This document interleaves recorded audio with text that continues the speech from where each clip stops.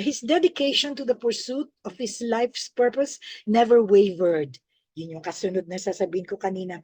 As congressman representing the Lone District of Ifugao for 3 consecutive terms, starting in 2010, he championed the rights of indigenous peoples, farmers, children, women, and the LGBTQ community. He authored more than 20 laws, including the Sagip-Saka Act, free public Wi-Fi access, Kasambahay Law, National Mental Health Law, among others, while pushing for a new mining act, total commercial logging ban, indigenous conservation, and the SOGI Equality Law. And before running for the Senate, he was the executive director of the ASEAN Parliamentarians for Human Rights and the vice president of the Liberal Party. Currently, he is the president of the Global Consortium of Indigenous and Local Communities Conserved Areas and Territories, or ICCA, and the Secretary General of the Liberal Party. Also a board member of the ASEAN Parliamentarians for Human Rights, or APHR, and the legislative consultant for the Center for Energy, Ecology, and Development, or SEED. He is also organizing a nationwide movement of volunteers for the environment and indigenous peoples' rights called the Angat Kalikasan Pilipinas. And of course, he's a member of the Board of Trustees of Green Convergence. Yes, thank you. Magandang hapon po sa lahat. Naimbag nga malim kanya tayo amin. Okay? Thank you very much, Marie. Sige, I'll be presenting something that I always present sa mga schools. Okay? This is my IP 101 presentation. So let's just pretend that we're all students here in this forum. No? And special shout out sa mga taga Silliman University. We'll be there on Earth Day next week. Meron po tayo yung talk rin doon sa Silliman. Okay, sige. Simulan na natin. Welcome to Teddy Talks. Okay? Next slide. Ito, yeah, sorry, shameless promotion of social media accounts, no? Because one thing I really learned in this advocacy, no, napakahalaga ng social media. So follow us on Twitter, YouTube, subscribe to our YouTube channel, Facebook, everything. Okay? Sige.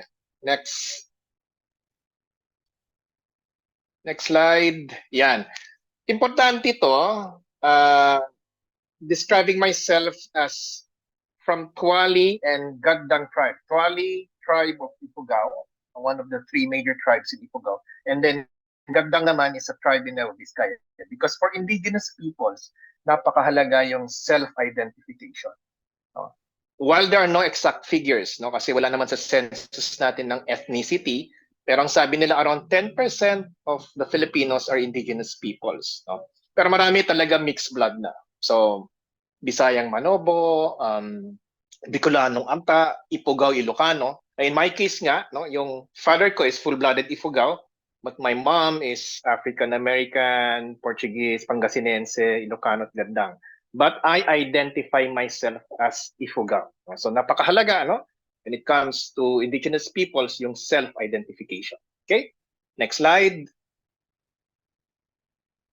So, well, ito yung mga organizations ko. Siguro, I will be speaking from the context of indigenous peoples as president of the Global Indigenous Community Conserved Areas. So, ito international movement of indigenous peoples na nagtutulak ng recognition ng kanilang pamumuno sa samut-saring buhay or biodiversity dun sa kanilang ancestral lands. Okay?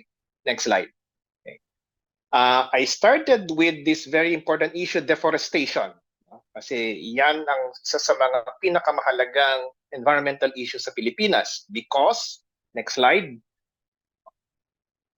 yan, from 70% forest cover, no? Alam naman natin yan, kayo yung palaging nakikinig sa ating forum, no? 70% ang ating forest cover, berdeng-berdeng Pilipinas, kaya Pearl of the Orient Seas ang tawag.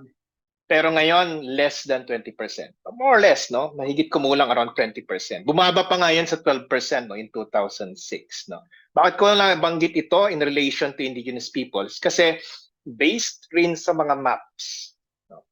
Karamihan ng ating mga naiiwang kagubatan, whether these are primary or secondary forests, whether these are within protected areas, no?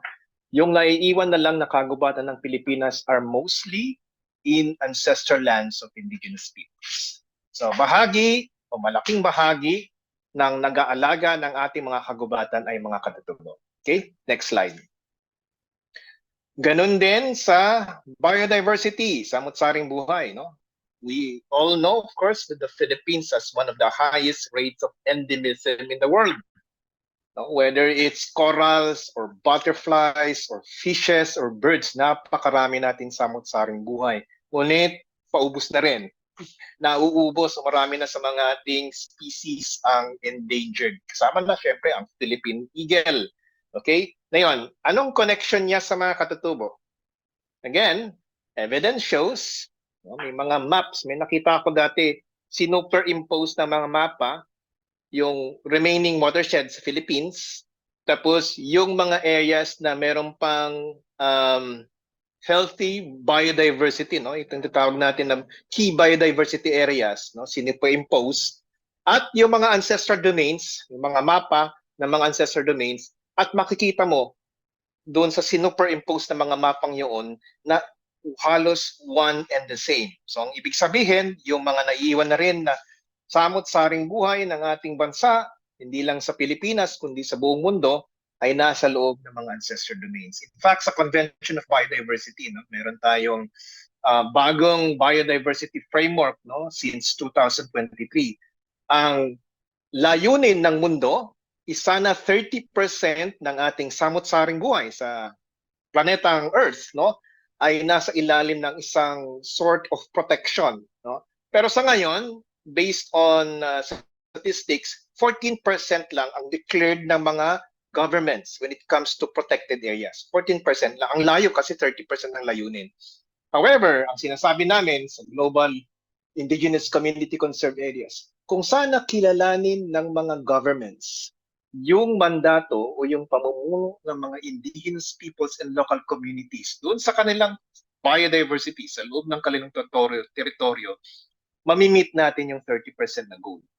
No? Because much of the Earth's biodiversity, around 16.1% of the Earth's biodiversity are located within ancestral lands of indigenous peoples. So, kuha mo na sana yung 14% na government protected areas at saka yung 16.1%, no, of biodiversity under indigenous communities and local communities. Okay? So, next slide. So, pinapakita ko lang, no, ang napakahalaga na konsepto ng mga indigenous peoples, no, tungkol sa samot-saring buhay, no. So, bakit nila naaalagaan ang ating kalikasan, no, ang kagubatan at saka yung samot-saring buhay? Because for indigenous peoples, no, biodiversity, ang kanilang konsepto, no, sa samot-saring buhay ay kasama ang mga hayop, syempre, ang mga halaman, ang ating planeta, at ang tao. Okay? Compared to, let's say, a protected area, no, na government declared protected area, no, usually bawal sana ang mga inhabitants sa loob, no, kasi protected area, so bawal ang mga tao sa loob. Pero for indigenous peoples, bahagi kasi sila ng samot-saring buhay. That's why they live in the forests, they live in the mountains, in small island ecosystems. At mahalaga na pangalagaan nila yung hayop, no, ang lupa, ang mga halaman, because kasama sila doon. Okay? Next slide. Bahagi rin ng konsepto ng mga indigenous peoples pagdating sa biodiversity, no, yung mga non-living things, no, tulad ng lupa, hangin, no, tubig, ang araw, at ang mga anitos, no, yung mga spirito. No? Kasi usually when we say biodiversity, it's flora and fauna, hindi ba? Wildlife, mga halaman. No? But for indigenous peoples, kasama ang tao. Kasama ang mga hindi tao, spirito. So we don't see spirits as ghosts, hindi katulad sa iba, no? Pag spirito, multo. Pero sa mga katutubo, yan ang spirit world ng ating kalikasan. At kasama ang tubig, hangin, lupa, napakahalaga para sa mga indigenous peoples That's all part of biodiversity. That's part of their ecosystems. Okay? Sige, next slide. Ito, mabilis na lang ito. Papakita ko lang, yung mga examples of biodiversity. Nandiyan ang tamaraw, which is sacred to the Mangyans, Mindoro. Of course, the Philippine eagle, iconic bird, biggest bird in the world, pinapangalagaan ng mga dumagat sa Sierra Madre, ng mga manobo sa Davao. Okay? Next slide. Okay, sige pa, the samples of biodiversity, mga ibon. Okay. Para sa amin, for instance, sa Ifugao, we do hunt birds. No? But batay sa aking mga panayam sa mga elders namin, meron talagang bahagi ng pamumuno ng mga Ifugao na bawal mag-hunt ng mga birds pag mating season. No? Sa ganun, sa mga IPs, they hunt birds, they do cut trees, okay? Pero hindi yung clear cutting. Pinipila lang nila yung mga mature trees kasi ang katwiran nga nila is cut selectively para yung mga maliliit na mga puno naman ay merong pagkakataon na lumaki. Ganun din sa samot-saring buhay. We consider, of course, wildlife as part of our family, but it's also important for our survival. Pero hindi naubos. Okay, may mga pamumuno, may mga patakaran, may mga kalakaran para sa mga indigenous peoples para hindi maubos ang samot-saring buhay. Okay, next slide. Yan, even sa mga pawikan, napakahalaga sa mga tagbanwa, sa Palawan, yan, si Lolong, ang buhaya, napakahalaga sa mga manobo. Sa Aguzan Marsh, sila yung nag-aalaga ng Aguzan Marsh para sa ating mga buwaya. Okay? Sige, next slide. Pati na rin ang mga halaman. Sige, just go. I'm just showing some samples of samot-saring buhay. Okay, sige, ito, and that's why sa world view ng mga katutubo, everything is connected. Okay? So deforestation, because of deforestation, whether it's commercial logging or illegal logging or extractive such as mining or real estate or commercial agriculture, nagkaroon ng deforestation sa Pilipinas and thus it leads to loss of biodiversity. Kaya nga yung Philippine eagle na i-endanger na because paubos na rin ang kagubatan. And the Philippine eagle needs lots of forests to survive. At dahil doon, nagkakaroon tayo ng environmental degradation. Palaging may mga baha. Grabe ang baha sa Metro Manila. Ngayon naman napakainit kasi kinalbo na natin ang ating mga kagubatan and thus it leads to climate change. Naiintindihan yan ng mga indigenous peoples. Maybe for non-indigenous peoples, para sa kanila, advocacy ito. Pero sa mga katatubo, hindi advocacy. Buhay nila ito. Okay? Sige, next slide. Ayan, punta na tayo sa mga IPs themselves. This is a rhetorical statement, of course, because we also have guardians. The DNR, supposed to be the guardians of the environment. Tayo dito sa Green Convergence. Pero tulad ng sabi ko, as a people, pagdating talaga sa katutubo, bahagi ng kanilang buhay yung pag-alaga ng kalikasan. Because they live amidst biodiversity. They're part of that ecosystem. Ang pag-aalaga ng kalikasan ay bahagi ng kanilang religion. I wouldn't call it religion actually, but their spirituality. Kasi mga katatubo, bago pa sila naging Muslim o di kaya Kristiyano, meron na silang sariling pananampalataya. And part of it is based, or a large part of it is based on worship of nature.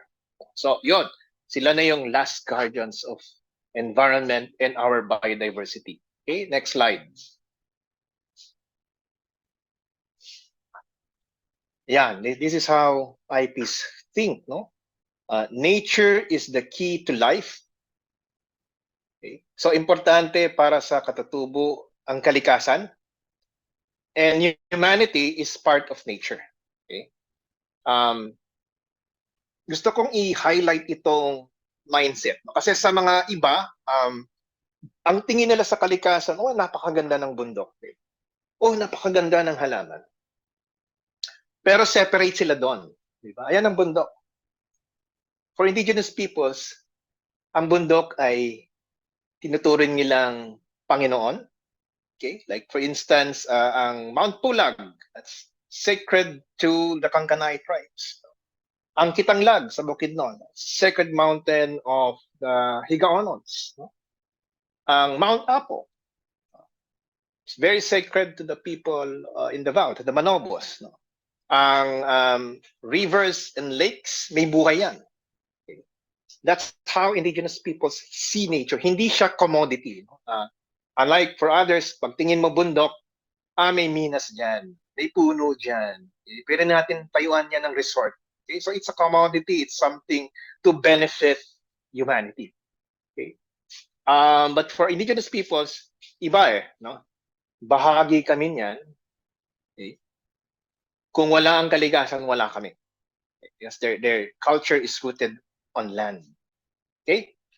So hopefully you understand how indigenous peoples think. Minsan may pagkakaiba, kaya minsan may discrimination kasi hindi naiintindihan ng pamahalaan, sorry na lang, to be honest, hindi na minsan naiintindihan ng pamahalaan how the indigenous peoples think.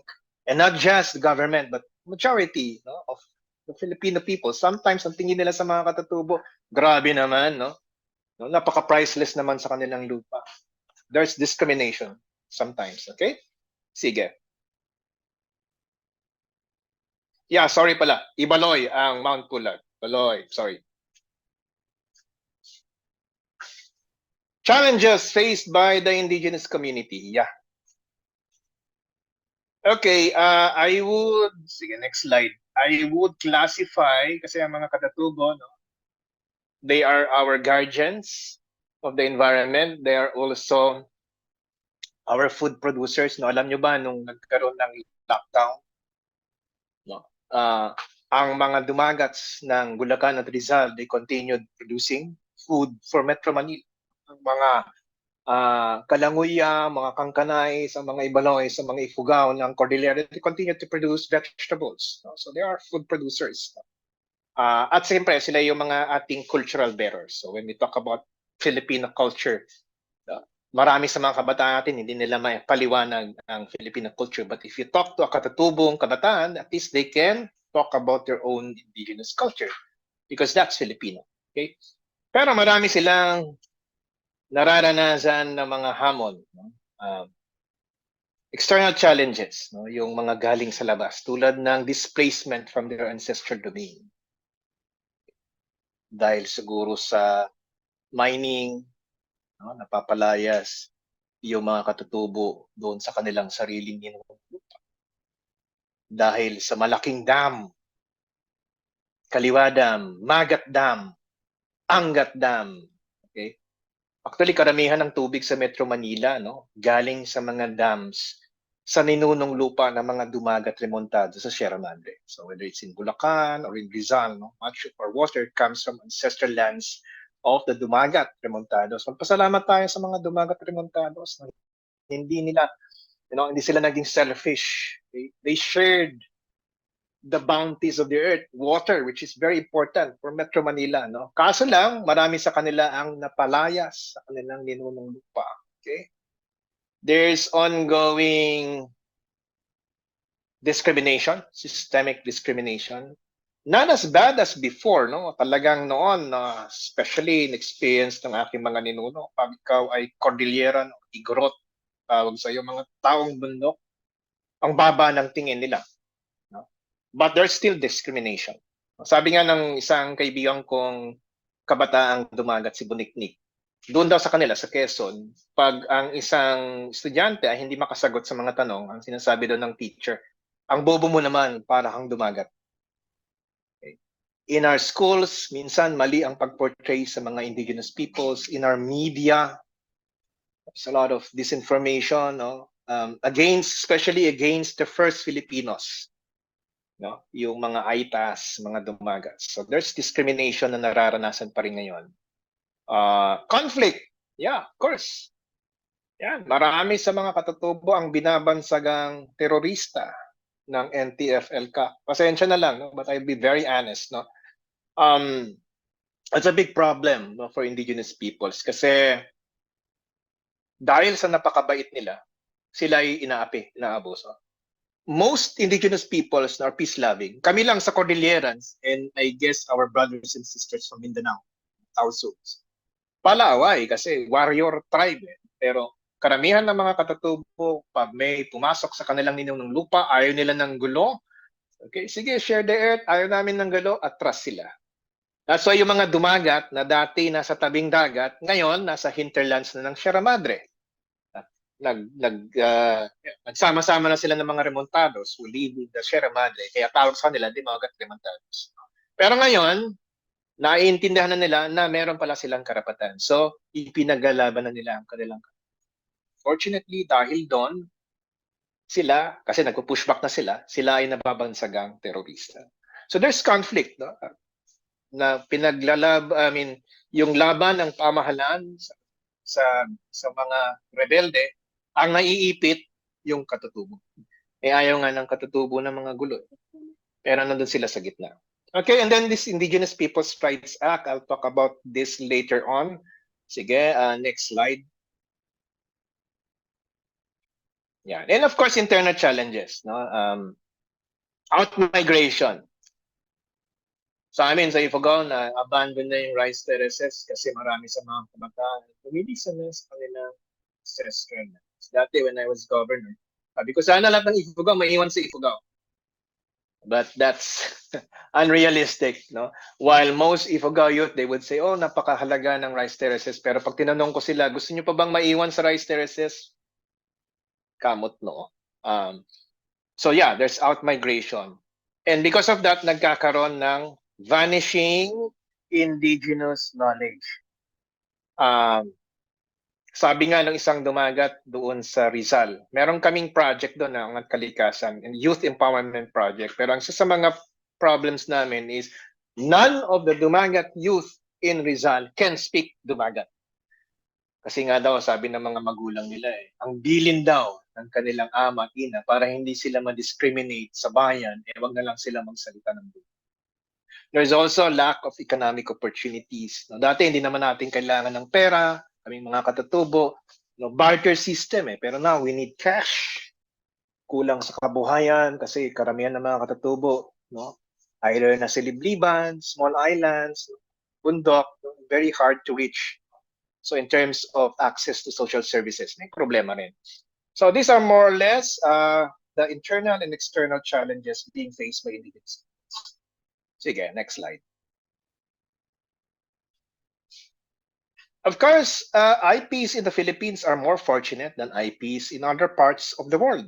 No? Kasi at least dito, kinikilala na may katutubo. No? In other countries kasi ang turing sa kanila ay ethnic minorities. No? And they're considered second-class citizens. In fact, in other countries, they're not even considered as citizens at all. No? Minsan, aborigines ang tawag sa kanila, pre-colonial people, just like what they have in Australia, ang tawag sa mga katutubo doon ay aborigines, no? Or in America, Native Americans. Or in Canada, First Nations, kasi sila naman yung mga naunang bansa. No? Wala pang Canada, andyan na yung mga bansa na mga katutubo doon. At least in the Philippines, we're called indigenous peoples. And there are 3 laws that recognize indigenous peoples. First is our Constitution, 1987 Constitution. Napakaganda ng ating Constitution. Hindi ko alam bakit gusto nilang palitan. No? At andyan na rin ang Indigenous Peoples' Rights Act, 1997 Indigenous Peoples' Rights Act. This is a very revolutionary law. Okay?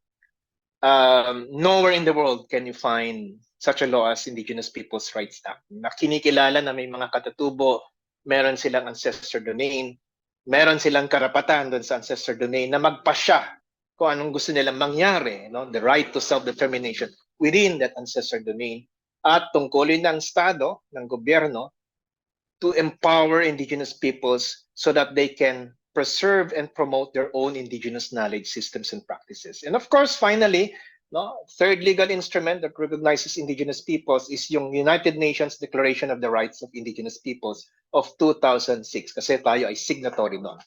This is the world agreement that the world recognizes the rights of indigenous peoples. Okay, next slide. Ang problema, Implementation. As usual, sa Pilipinas. Napaganda ng mga batas minsan, pero ang problema ay implementation. Sorry if to call out sometimes our government representatives. Alam ko, kulang ang budget ng NCIP. Pero yun nga eh. Ang sa akin kasi ang Indigenous Peoples' Rights Act, while it provides for social services, but more than anything else, that law is about social justice.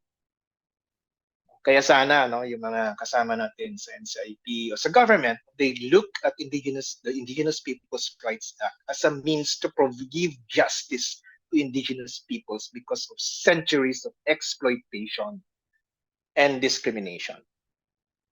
So mamaya, mapapakinggan natin yung mga kwento ng mga kasama natin tungkol sa mga problemang hinaharap nila dahil sa batas. Okay? So next slide. Okay, yan po. Itigil ang kaliwada. Papakinggan natin si Rubeline. What can we do? Okay, yan. Understand the Indigenous peoples, learn about them, learn about their culture. So hopefully, meron akong na-share kahit paano naintindihan nyo how Indigenous peoples think. No? Kasi sa iba, ang lupa may presyo. Okay? Bayaran mo na lang yung mga IPs, 80 million para pumayag sila. No? Pero sa karamihan ng mga katutubo, ang lupa walang presyo. No, kaya nga sa Boracay, ang kwento ng isang ati, gusto daw bilhin yung kanilang maliit na lupa para pagtayuan na lang ng hotel.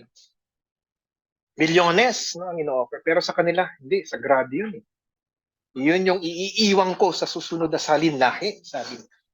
So yun sana, maintindihan natin how Indigenous peoples think, learn about them, and support their activities. Support yung mga ipinagalaban nila. Okay? Last slides na lang yata. Sige. Ayun. And finally, just like to leave kasi we're talking about how do we save the environment. One is learn about Indigenous peoples. Support Indigenous people's rights. Lagi kong sinasabi sa mga talks ko, you cannot be an environmental activist if you are not an advocate for Indigenous people's rights. Okay? Karamihan ng pinaglaban ng mga katatubo, yung kanilang pinaglaban na karapatan ay tungkol sa kalikasan. Okay? But, aside from that, simple lang, plant trees. Okay? Sa atin, baka it's an activity on Earth Day. For Indigenous peoples, that's part and parcel. Okay, yun na yata. O meron pa bang last slide? Ayan, okay, shameless promotion of my podcast. Okay, para to learn more about Indigenous peoples, listen to Teddy Talks, my podcast.